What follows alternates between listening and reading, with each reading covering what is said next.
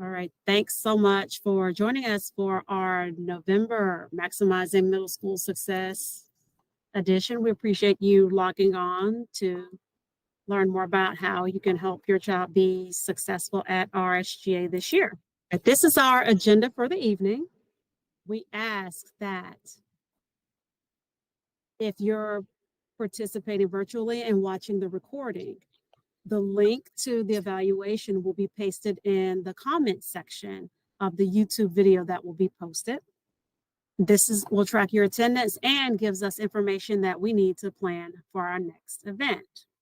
Tonight, we're going to share a little bit of information about the importance of staying connected with the teachers through our platforms, Focus Parent Portal and Parent Square. Then Ms. Kaysen will speak with the group about how you can maximize middle school success with your child in language arts. Then we're going to ask you to complete the evaluation form just so that we can learn more about you and what you'd like for us to cover in future sessions. It is essential, especially as the kids continue to transition through school. And in the next 4 years, they're going to change schools 3 times. This is the first change coming to us, and they're going to be with us for 1 year. Next year, they will transition to Lake City Middle School if they continue to remain in Columbia County. And then 2 years after that, they're going to transition to high school. And so it is essential that as your child continues their journey through school, that you stay connected with the school personnel that serve your child. The platforms that the Columbia County School District has for that are Focus Parent Portal and Parent Square. Parent Square is new to us this school year. It is our district-wide platform for communication, and we use it to send call-outs, to send emails and texts, and the emails and texts are based on parent preferences. Parent Square is linked to our district's Focus platform. And so our recommendation in order to maximize your child's success is that you stay connected with the teachers through these platforms. And it's essential that every school year you go on, visit Focus Parent Portal, check to make sure that the information about your child is still accurate. And then there are forms that must be completed at the beginning of every school year that the schools ask for you to complete. We're going to visit the Focus Parent Portal link. When you click on the Focus Parent Portal link, it takes you to our school district's Focus Parent Portal page. Focus Parent Portal is the information site where you can view the information on your child. You can also check your child's grades and attendance, and you can also stay abreast of school and district news, everything that you're going to need to stay current with your child's education and to maximize their success. If you've never registered for a parent portal account so that you can view your child's information online and check their grades, the link that we shared with you can be visited and you can click here. If you've already registered your child and you just would like to log in for the year, you can click here. And if you've logged on, you've had an account for a while and you just forgot your password, then this page will take you to where you can change your password so that you can get in. Please, all parents, visit the parent portal consistently. We suggest that you go on weekly, especially to check your child's grades. Our teachers post to Focus Parent Portal weekly, and you can stay abreast of how your child is doing. We shared at the last session in October that on Wednesdays, all of our students participate in what's called WIG Wednesdays. On WIG Wednesdays, the students log into their Focus accounts. They check their grades, and any class where they have a missing assignment, there will be a 1 listed for the assignment as the grade. We have our students in their planners, any missing assignments they have, as a reminder that they need to make those assignments up and get them turned into their teachers. But you can check your child's progress weekly as well by logging on to the portal and seeing how they're doing. If you haven't logged on this year, please log on for the year and complete the registration and the forms for your child. We found that we have quite a few students this year whose parents have not logged onto Focus Parent Portal at all. It's essential that you go on and check your contact information. When I click the button, it takes me directly into my account. When you click on the login page, it will take you to the login screen for you to log in, and there will be some forms for you to see. When your phone numbers change, when your address changes, when your contacts change, the emergency people that you would like to be authorized to pick up your child in the event of an emergency, we need for you to go on and update that information for the year. So please take care of that for us. And as I shared, Focus Parent Portal is linked to Parent Square. So if you joined us through the announcement on Facebook and you haven't gone on to Parent Square, please log on to Parent Square.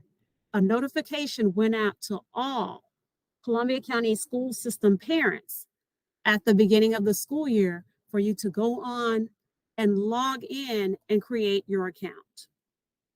Parent Square is synced with Focus. Since Parent Square is synced with Focus, the information that is in Focus loads into Parent Square. If someone tries to reach you through Parent Square and the contact information on Focus hasn't been updated, then we won't be able to reach you. That means you'll also miss any announcements from our school district. Really quickly, we're going to visit Parent Square. This is my Parent Square page. As you can see, all announcements that come from the principal and from our school will come through the Parent Square. This is also the platform that we use to make calls to all of our parents with school-wide announcements. So everyone who has updated contact information in Focus will be reached. If your contact information has changed and you haven't gone into Focus Parent Portal to change that information, we need for you to please log on and do so, because any notifications from our district are going to come through this platform. And the beauty of the platform is that you will be able to, once you go in, you get to set preferences concerning the alerts, announcements, and notices that you receive. You can either receive announcements from the school as they're sent, or you can set up your account to where all of your announcements for the day are bundled together, and they will go out as a specified time that you will choose.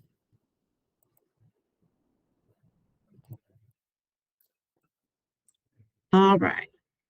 All right, I'm going to turn things over to Ms. Kaysen, she's going to quickly show you just through Focus Parent Portal how to get to the essential forms that you need to see. And then we'll transition to learning about how you can maximize your child's success in language arts.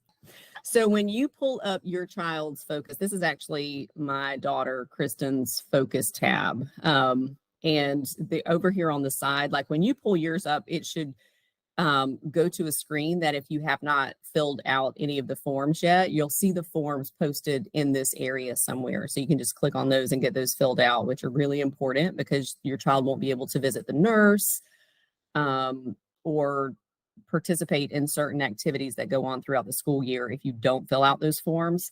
So just make sure. And then over here on the side, there's also tabs for those forms as well. You can view your child's test history. You can view grades. If you click on the portal, that will take you to your child's grades. It's just a really great tool for you to be able to log on and keep track of things. Another good thing about going into Focus, like we mentioned before, a lot of times teachers will put in assignments with due dates that are coming up. So you'll be able to see when tests are coming up, along with looking in their planner and things like that. So one of the things that I'm going to be talking with you guys about today is reading. So that's going to be kind of my focus. And I'm just going to take a few minutes of your time to talk about reading in middle school, because it really drops off, as you know, we've talked about, and you see you have a middle school child at this point. All right, so when you, one of the things that you can do is go to the FAST portal. So FAST is the Florida Assessment of Student Thinking, and this is the new test that they have to take. When you go to Google, just type in FAST portal, and it will take you here. And then you're going to click on the tab that says Students and Families. And once you click on that tab, you can take a sample test for grades 3 through 10. It's going to take you to this screen, and you just hit sign in. It's a really simple, fast process, but this is going to be a tool that will give you an idea into how your student is assessed.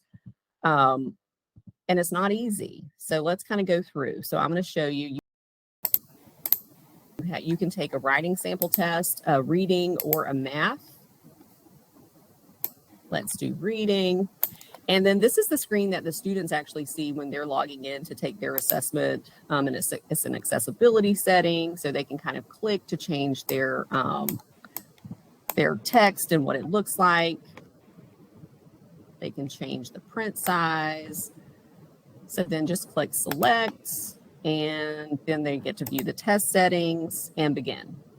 So the reason I wanted to share this with you so that you could see this, your 11 and 12-year-old is really being assessed with almost college level like questions, and the amount of text that they have to read. The assessment, every time, they're assessed 3 times a year. They've been assessed already in the fall. They'll be assessed before Christmas and again at the end of the year. They're going to have 30 to 40, maybe a few more than 40 questions on their assessment, and they could have up to 5 text sets. So this is just one of the text sets that they're going to have to read. Then they have questions like this in paragraph 2. How does comparing the sea to a rainforest and an elevator ride add to the meaning of the passage? That is a pretty in-depth question that really requires them to read the text. These are all going to be text-dependent questions. So why are we talking about this? Because the reading scores in the state of Florida are what they are. And because at this point, I think at our school this year, 53% of our students on campus this year are proficient in reading as assessed from so like their 5th grade assessment, they came to us. 53% of our students came to us proficient in reading. And again, that matters because everything that they do is dependent upon how effective their reading skills are in their science, their social studies, their elective classes, and their math. Their math is so heavily dependent on word problems now. They really do need to have some good reading skills going into middle school so that they can be successful. One of the things that I did not show was the report that shows how the reading scores decline. Our 5th grade scores are typically around 57, 58% proficient. And then in middle school, they just begin to decline, and they steadily decline from 6th to 7th to 8th, and then into 9th.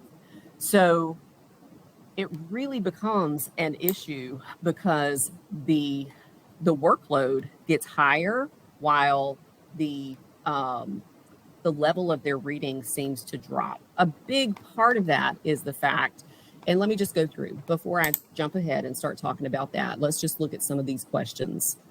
It brightens the room with wonder. What tone is created by the language in this sentence? I'm not going to go through this whole thing with you. I encourage you to log on to this test and look at the types of questions our 11 and 12-year-olds are having to answer. I'm going to stop sharing this screen.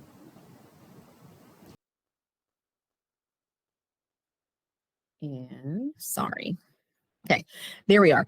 I want to share a couple of the things that we do here, or we do at our school, to make sure that our students are growing in their reading capacity, and then just talk about a couple of things that as a parent of a middle school student you can do to really encourage that reading at home. So one of the things that we do is use a program called iExcel. Let me go back over here because I have to share my screen.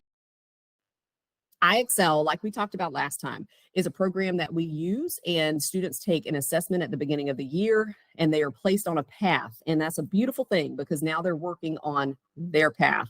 So they're getting recommendations. Their recommendations wall will have things that, if, for example, if they missed some third grade skills, this assessment will pick it up.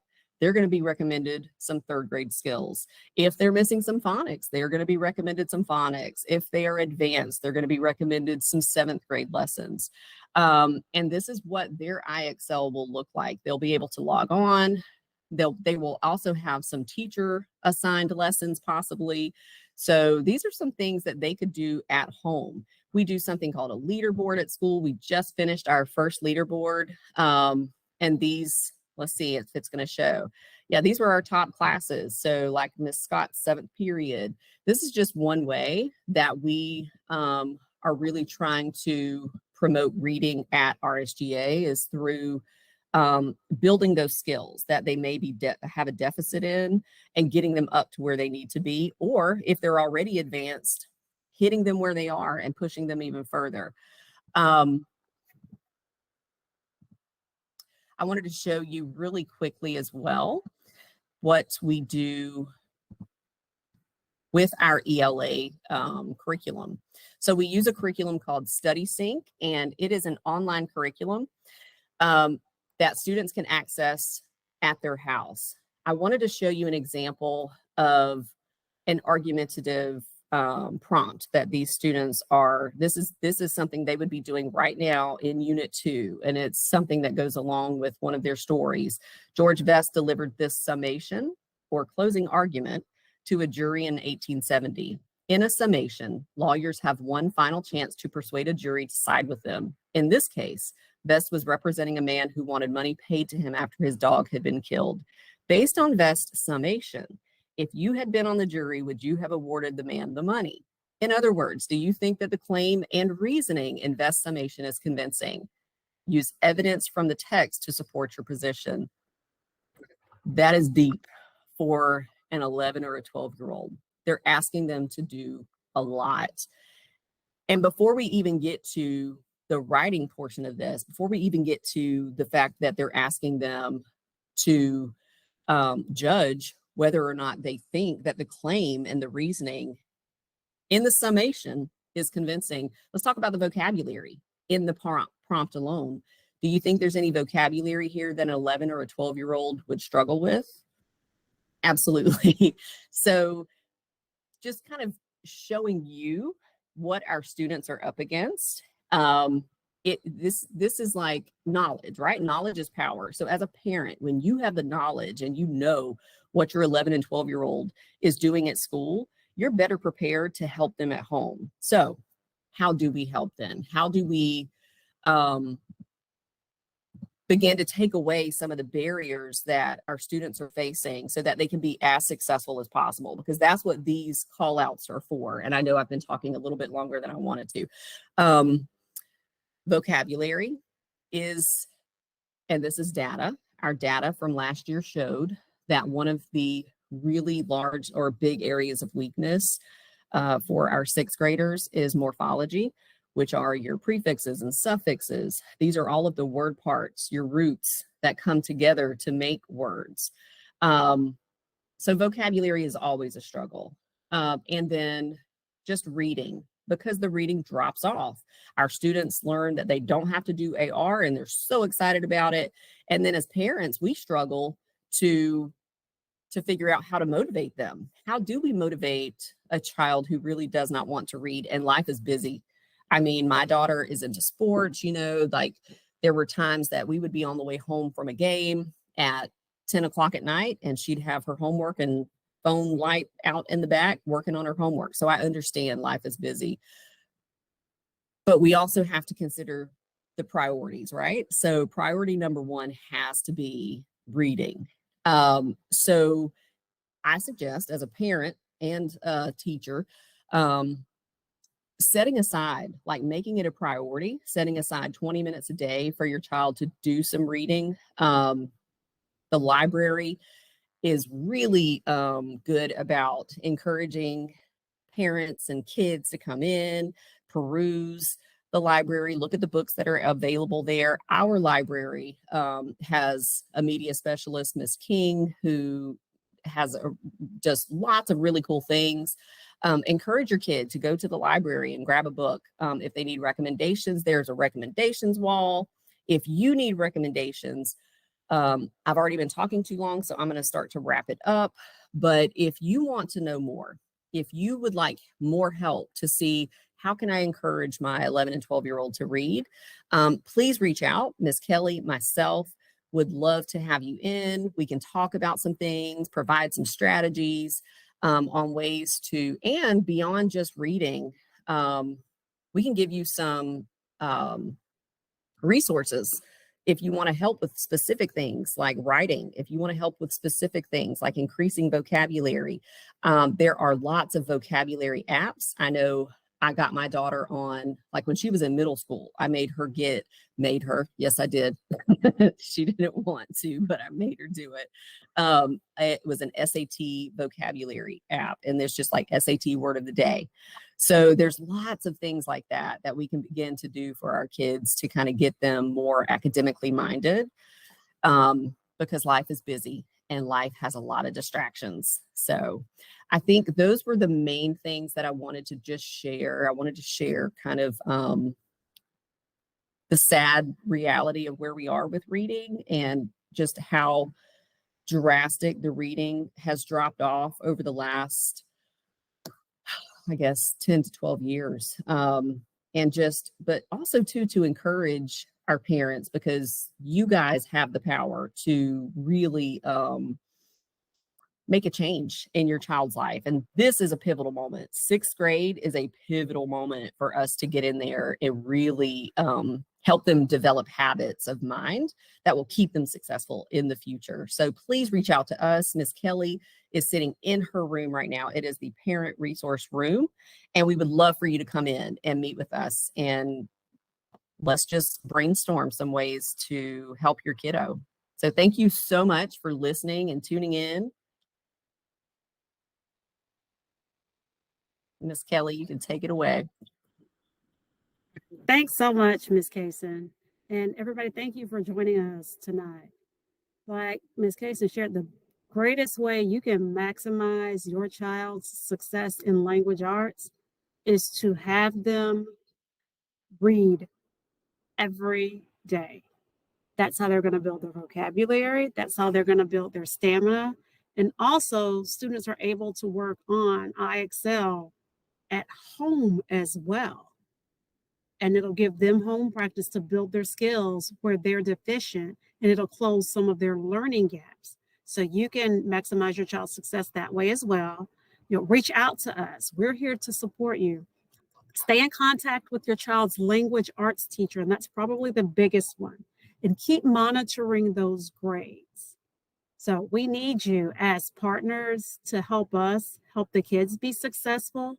And the parent side of it is making sure they're continuing to read every night. Even though we don't have accelerated reader at the middle school level, it's still important for the kids to go to the library, check out books, read, and build that literacy at home, and also practicing their IXL. We appreciate you for joining us tonight.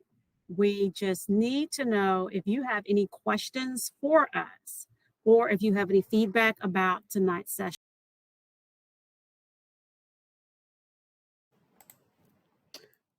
I don't see anything in the chat, and I don't see any raised hands, so no questions tonight. We have an evaluation form that we would like for you to complete.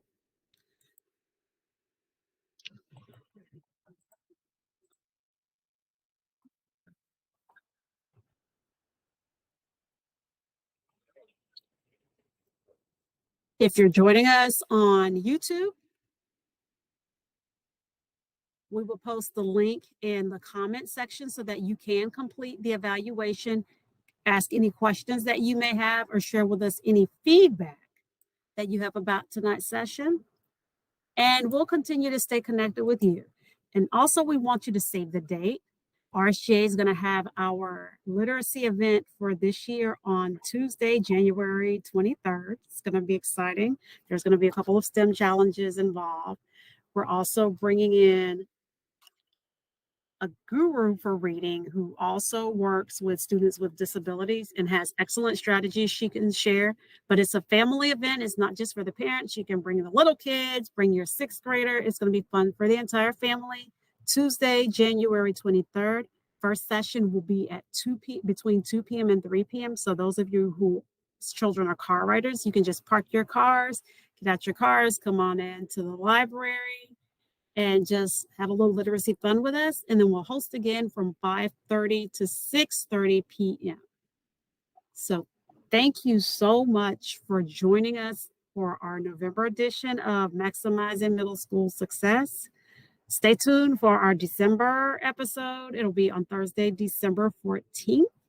We have more to share with you just in terms of how to get your kids on the path of success this year. Thanks again for joining us, and we hope you have a great night. Thanks.